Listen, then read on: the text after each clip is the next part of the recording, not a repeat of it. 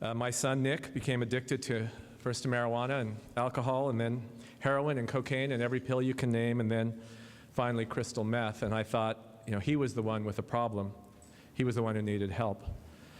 But my son's addiction wasn't only destroying him. It was destroying our family. It was destroying me. I couldn't function. I couldn't work. I couldn't take care of my other children. I was out of my mind with worry. I couldn't sleep. I was in unrelenting, immobilizing panic. I became addicted to my son's addiction. And I justified it. I thought, how could a parent not be consumed by a child's life or death struggle? My son was mainlining drugs. As I wrote in my book, he was shooting poison into his arms that not long ago threw baseballs and built Lego castles, arms that wrapped around my neck when I carried his sleepy body in from the car at night. How could any parent fail to be consumed with worry when their child was on the street, homeless, selling drugs, stealing, breaking into our homes, my friends' homes, using every drug known to man, and slowly dying? How did it start? How does it start for any of our children? I didn't see it coming. I think parents like me are hardwired for denial. We ignore what's happening in front of our eyes. We explain it away and justify it and make excuses.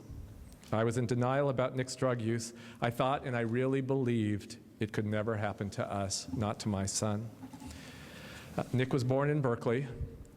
Of course, I'm his father, so I'm prejudiced, but he was a lovely, lovely child. He was the light of my life, joyful and bright eyes and excited, funny.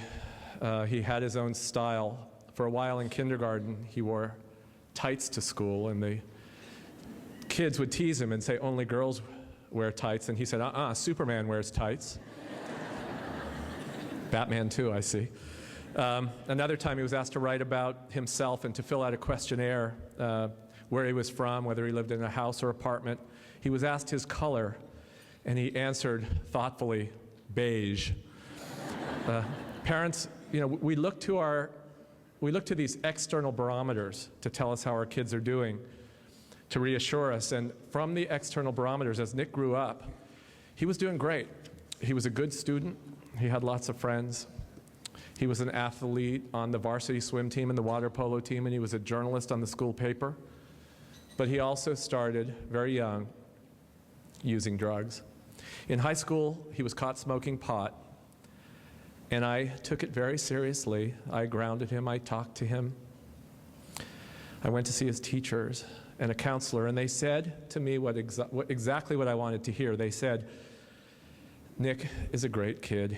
He's engaged, he has good friends. Listen, drugs are out there, kids are experimenting, Nick will be fine. But he wasn't fine. His drug use escalated. When it did, I kept it my deep, dark secret. If my son had been diagnosed with whatever, God forbid, leukemia or diabetes or a heart problem or another kind of cancer, whatever, I would have told my family and friends, and I would have asked for help. But addiction is this great shame. We take on the blame. I thought, what will people think of me, that my son is a drug addict? Even more, I wanted to protect him. I thought, what would they think of my son? I wanted them to keep their good opinions of him. I kept it a secret. And then as things escalated further, one night, Nick disappeared. It was incomprehensible.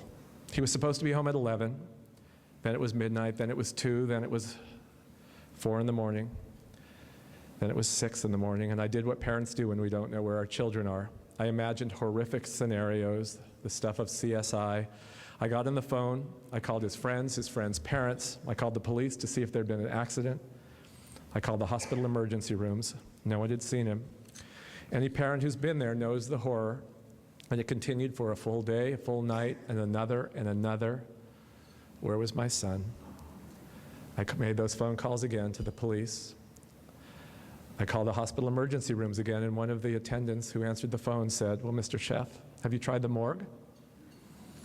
I did. I called the morgue next. There was no sign of him anywhere. And then finally, Nick did call. He sounded terrible. He told me where he was, and I went to get him. And when I saw him, my denial vanished. I could no longer pretend that everything was going to be all right. He was emaciated, bruised, sallow, trembling. When I helped him up, he was so frail that it felt like he could break in two. Nick, I said, you need help, you're going to die. And he said, Dad, I know.